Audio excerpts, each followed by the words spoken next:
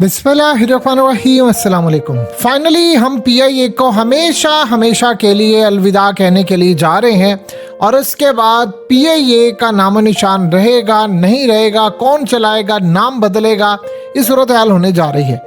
देखिए, सबसे पहले तो ये समझ रहे, चंद दिन पहले पीआईए की जो नेक नामी हुई थी, जो इनकी एयर होस्टेस गई थी और क्रू मेंबर्स जो थे वो सारे के सारे कनाडा में जाना शुरू हो गए। और आपके वहाँ पर जाकर आपको पता है कि वहाँ का जो असाइलम का प्रोग्राम है, वहाँ पर आपने लैंड करना होता है, रेफ्यूजी स्टेटस मिलता है, फिर परमानेंट रेजिडेंसी और वर्क परमिट, और फिर करते करते आपको ऐसी सूरत हाल मिलती है कि आप कनाडा के शहरी बन जाते हैं। फिर आप पेरेंट्स को भी बुला लेते हैं।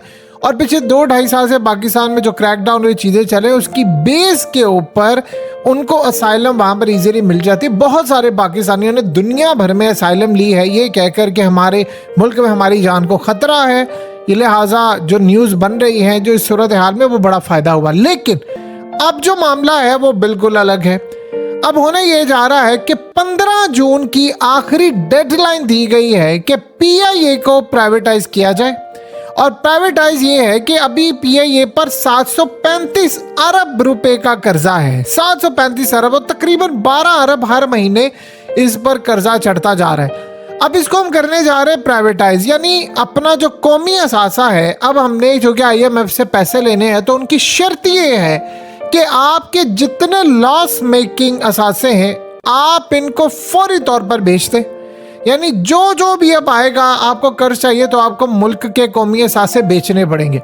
अभी तो शुरुआत की है पीआईए से, फिर जाहिर सी बात है उसके बाद करते करते हम बाकी असासों को भी बेच देंगे। जब आप बाकी असासों को भी बेच देंगे तो सूरत हाल क्या होगी? देखिए, अब असल में हुआ ये है कि 2 दिन का टाइम दिया गया है कि पीआईए का प्राइवेट करने का जो स्ट्रक्चर है वो सारे का सारा प्रेजेंट किया जाए कि ये मामला कैसे है, कौन इसको खरीदेगा, कितनी देर में हमने बेचना है। क्योंकि आईएमएफ ने कहा है कि आपको अगर अगला मामला रखना है तो आपको ये सारी की सारी चीज़ हमें बतानी पड़ेगी, कब आप बेच रहे हैं, किसको बेच रहे हैं। ये असल में उन्होंने मिस्र के अंदर भी ये चीज़ रखी थी और उनको कहा था कि आपने अब फॉरेन जो इन्वेस्टर्स हैं उनको अपने असासे बेचें। तो हम अब इस वक्त अपने मुल्क के असासे बेचने जा रहे हैं, हमारे पास पैसे नहीं है। आप देखिए कि इंडिया ने काम किया था, इंडिया का सीन बड़ा डिफरेंट है। वहाँ पर इंडिया में तकरीबन टाटा इंडस्ट्री ने 2 अरब डॉलर के अंदर उसको ख़रीदा और उसके बाद उन्होंने उसकी सर्विस बड़ी बेहतर कर दी, इम्प्रूव कर दी, और उसके बाद उनके नए जहाज़ आ गए, नई सर्विस, सारा कुछ आ गया। पाकिस्तान में कोई ये पूछने को तैयार नहीं है कि ये 735 अरब रुपया पीआईए पर चढ़ा कैसे था। ये इसलिए चढ़ा था कि जो बंदा आ रहा है, जिसकी गवर्नमेंट आती थी, वो अपने सिफारशियों को पीआईए में भर्ती कर देता था। इंतहाई नाअहल निकम्मे तरीन लोग, ये बड़ी प्लानिंग के साथ पीआईए को गिराया गया है। पीआईए एक वक्त में प्रॉफिट मेकिंग था, ये बड़ी प्लानिंग के साथ पाकिस्तान के तमाम जो इदारे होते हैं उनको आप तबाह करते हैं, और ये एक दिन में नहीं होता। आप उसके अंदर बंदे भर्ती करते हैं, यानी अगर वहाँ पर 10,000 लोगों की कैपेसिटी है तो आपने 1.5-2 लाख बंदे भर्ती कर दिए। इस तरह की सूरत हाल होती है। अब वो सारे सिफारशी हैं, यानी गिलास उठाने के लिए भी आपने 10-10 बंदे रखे होते हैं। अब हुआ ये है कि ये सारे टोटल निकम्मे पीआईए मुकम्मल तौर पर अब बंद होने जा रहे हैं। अब जो इसको खरीदेगा उसका नाम बदल देगा, क्या करेगा ये तो आने वाला वक्त बताएगा। लेकिन आप जरा 1 मिनट के लिए देखें कि जिनकी हमने एमिरेट्स एयरलाइन बनाई थी, यानी पहली फ्लाइट जो कराची से यानी जाती है और यानी कराची से आती है, और ये सारी सूरत हाल कराची तक गई। सोचे ज़रा कि दुबई से कराची, कराची से दुबई, जब ये फ़्लाइट गई तो उस वक्त बनाने वाले कौन थे? पीआईए के लोग थे। और आज आप एमिरेट्स को देख लें, वो दुनिया की टॉप एयरलाइन है। और एग्जैक्टली आपकी सूरत हाल क्या है कि आप ज़मीन बोस हो गए। अब ये जो काम था कि हमने इतने बंदे भर्ती कर लिए थे, जो आती थी गवर्नमेंट उन्होंने अपने बंदे लगाए, सिफारशी तमाम लोग वहाँ पर तनख्वाहें ले रहे हैं, और बड़ी प्लानिंग के साथ उसका मयार गिरता गया। कभी खाने का मसला, ये खबरें जो आपको प्लांटेड होती थी कि जी आज पीआईए का तैयारा फलाना हो गया, ग्राउंड हो गया, हमारे पास तेल नहीं है पीआईए को चलाने के लिए। यानी आप यहाँ से अंदाज़ा कर लें कि हमारे पास अब पीआईए को चलाने के लिए तेल नहीं है, सारी की सारी उसकी फ़्लाइट्स ख़त्म हो रही हैं। अब असल में हमने आईएमएफ को एक प्रोग्राम देना है और बताना है, बिडिंग करवानी है कि जी फलाना बंदा पीआईए को खरीद रहा है और आज के बाद पाकिस्तान का पीआईए से कोई ताल्लुक नहीं होगा। वो पीआईए को खरीदने के बाद उसका नाम बदल दे, उसका जहाज़ बदल दे, अमला बदल दे, लोगों को फारिग कर दे, जो भी करना है कर दे, लेकिन इसके बाद सूरत हाल नहीं की। अब ये मामला यहाँ पर नहीं रुकने वाला, ये मामला इससे कई गुना ज़्यादा आगे जाने वाला है। अब एक एक करके पाकिस्तान के जो असासे हैं वो स्टार्ट होगा लॉस मेकिंग से।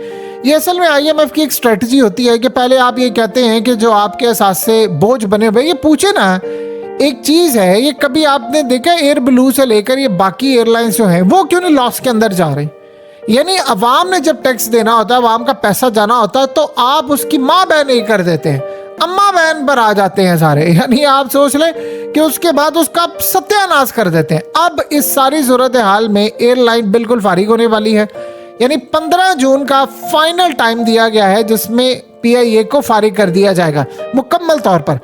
अब उसके बाद ये स्टार्ट करेंगे लॉस मेकिंग एसेट से, यानी पहले ये जाएगा, फिर उसके बाद स्टील मिल फलाना, और ये वो करते करते करते हम अगले पैमाने पर जाएंगे। फिर उसके बाद आईएमएफ आपसे डिमांड ये करेगा, अच्छा आपकी ज़रूरत पूरी नहीं हो रही, अच्छा अब आप वो असासे भी बेच दें जो असल में प्रॉफिट में है, या वो है जिनकी आपको फ़िलहाल ज़रूरत नहीं है और वो ठीक ठाक है, वो भी बेचें।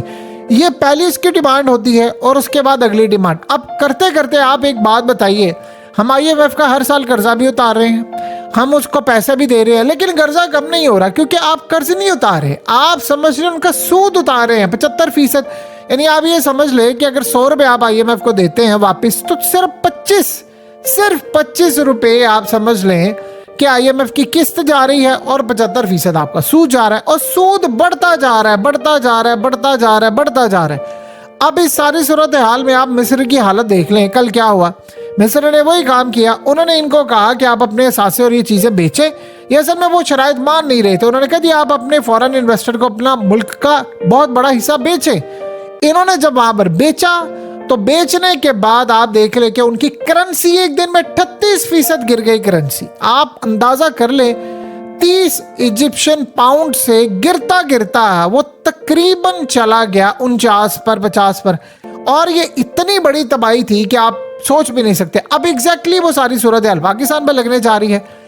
अब पीआईए जा रहा है और उसके बाद बाकी चीज़ें जा रही है। अब आप बताइए ज़रा, यानी आपके मुल्क के अंदर खबर ये आ रही है कि अडयाला जेल के अंदर, यानी वहाँ पर दहशतगर्दों का हमला होना था, हमने उसको नाकाम बना दिया। जब इस तरह की सूरत हाल इंटरनेशनल सतह पर जाती है, तो इन्वेस्टर ये तमाम चीज़ें बताइए वो इस मुल्क के अंदर कैसे इन्वेस्ट करते हैं। यानी हमने वो हमला तो नाकाम बना दिया, हमने कहा उनको जी हमने हमला नाकाम बनाया है, लेकिन इंटरनेशनल सतह पर क्या होगा। अब एक असासा गया है, उसके बाद दूसरा असासा जाएगा, फिर उसके बाद अगले मरहले पर चीज़ें खराब होंगी। ये जो अब आने वाले 2 से 3 साल हैं, ये पाकिस्तान की तारीख के सबसे भयानक साल इसलिए होने जा रहे हैं क्योंकि सबसे पहले हमारे लिए मसला ये बना हुआ है कि बाहर से इन्वेस्टमेंट मुकम्मल तौर पर अब रुकी हुई है, यानी कोई इन्वेस्ट नहीं करा, और हमारा पूरे का पूरा मुल्क, देखिए पहले स्टार्ट कैसे हुआ था कि उन्होंने हमें कहा ये शराइत माने वो माने, हमने वो शराइत मानी, अब वो हमारे असासे बिकवा रहे हैं। अब वो कह रहे हैं जो आपके मुल्क के अंदर है आप उसको बेचते जाएं, आप कर्ज ले बाहर से, करते करते आप हर चीज़ बेचते जाएंगे, बेचते जाएंगे, बेचते जाएंगे। सोल्यूशन इसका क्या होना चाहिए था कि आपको बाहर से इन्वेस्टमेंट लानी है, और इन्वेस्टमेंट लाने के लिए आपको अपने मुल्क के अंदर अमन कायम करना है। अमन जब आपका बिल्कुल 0/0 हो जाएगा, यानी बिल्कुल क्राइम रेट जो है तकरीबन ऑलमोस्ट जो है वो 0 पर चला जाए, तो क्या ही बात, अगर ना जाए लेकिन थोड़ा बहुत भी ऊपर हो, फिर उसके बाद इन्वेस्टर सोचता है कि यार अच्छा हम पाकिस्तान की मार्केट के अंदर इन्वेस्ट करेंगे, बड़े बड़े डेवलपर्स आएंगे, वो कंस्ट्रक्शन का काम करेंगे।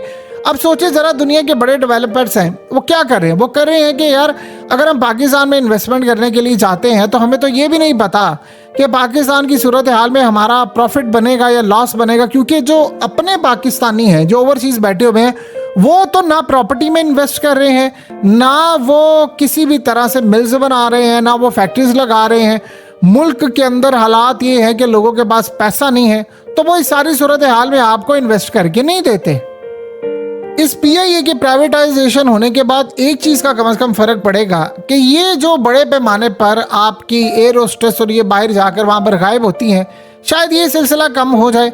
क्योंकि देखिए इनको बहुत सारे लोग, अब आप देखेंगे 15 मार्च तक हमने इसको प्राइवेटाइज करना है, बहुत सारी एयर होस्टेस, बहुत सारे क्रू मेंबर्स आपको नजर आएंगे कि वो पाकिस्तान से बाहर जाएंगे और वो पूरी कोशिश करेंगे कि हम वहां पर जाकर गायब हो जाएं। देखिए, जो हालिया हुआ था, मरियम रजा नामी जो एयर होस्टेस थी, उन्होंने क्या काम किया कि जब वो वहां पर गई तो उन्होंने बाकायदा पीआईए, थैंक यू पीआईए का नोट लिखा हुआ था और उन्होंने वहां पर लॉयर से भी बात की हुई थी कि भाई हम वहां पर जब आएंगे तो आपने हमारा केस बड़ा स्ट्रांग पुट करना है, क्योंकि कनाडा के अंदर अगर आप एक दफ़ा लेना चाहते हैं साइलम तो शर्त ही है कि आप वहां पर एंट्री लें, किसी भी तरह से लें, ये मैटर नहीं करता, लेकिन आपने वहां पर एंट्री लेनी है। फिर आपका वो केस स्ट्रांग बनाते हैं, फिर वो पाकिस्तान की मौजूदा 2 साल की जो सूरत हाल है उसमें आपका केस बनाकर देते हैं कि देखिए ना मुल्क के अंदर क्या चल रहा है, क्रैकडाउन हो रहा है, लोगों की हालत क्या है, न्यूज़ के क्लिप्स लगाते हैं। इंटरनेशनल ज़्यादातर वो करते हैं, जिस तरह इकोनॉमिस्ट हो गया, ब्लूमबर्ग हो गया, न्यूयॉर्क टाइम्स हो गया, इंटरनेशनल मीडिया के वो पूरे क्लिप्स लगाकर उनके जो चीज़ें हैं वो बताते हैं कैसे क्रैकडाउन चल रहा है। एक भरपूर स्ट्रॉन्ग केस बनाया जाता है और इस स्ट्रॉन्ग केस के बाद वो फिर आपको रेफ्यूजी स्टेटस देते हैं, फिर वर्क परमिट देते हैं, हेल्थ प्रोग्राम देते हैं, देन आपको अगले मरहले पर जाकर ये सारा काम मिलता है। सो पाकिस्तान के अंदर अब चीज़ें बिकने का टाइम आ गया है। खरीदेगा कौन, ये बड़ा इंटरेस्टिंग मामला होगा और आप देखेंगे कि खरीदार आपको जाने बेचाने नजर आएंगे। असल में खरीदार कोई और होंगे, पीछे बैठे हुए कोई और होंगे। सो पाकिस्तान अब उस लेवल पर आ गया है जहां पर हमें इन्वेस्टमेंट तो अगर इन्वेस्टमेंट मिल रही होती कोई 25-30 अरब डॉलर तो शायद हम ये ना बेचते, हम इसको ही बेहतर करते। लेकिन अब हम ये बड़े फख्र से कहते हैं ये बोझ बन गया। भाई बोझ कैसे बना है?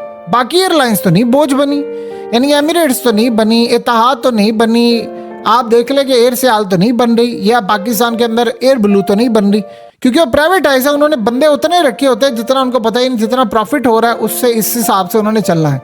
सो पाकिस्तान का अगला मरहला सासे बेचने का है। देखिए अब अगले लेवल पर जाकर वो पाकिस्तान से खतरनाक तरीन डिमांड क्या करते हैं, क्या आपने बेचना है क्या नहीं बेचना, आप इंतज़ार करें। उनका टारगेट वो है और हमारा टारगेट क्या है, हम बस बड़ा खुश होंगे इस बात से कि चलो जी जान छूटी, और अब आपको मीडिया पर ये बताएंगे कि यार क्या था, गंदी सर्विस थी ना, ये बड़ी प्लानिंग के साथ इसको गंदा किया गया है, उसको गंदा किया गया। एक एयरलाइन गंदी होती है तो दूसरे को उठाया जाता है, तीसरे को बनाया जाता है, फिर उसके बाद ये मामला चलते हैं। सो आने वाले वक्त के अंदर बहुत सारी और चीज़ें पाकिस्तान में बिकने को तैयार हैं।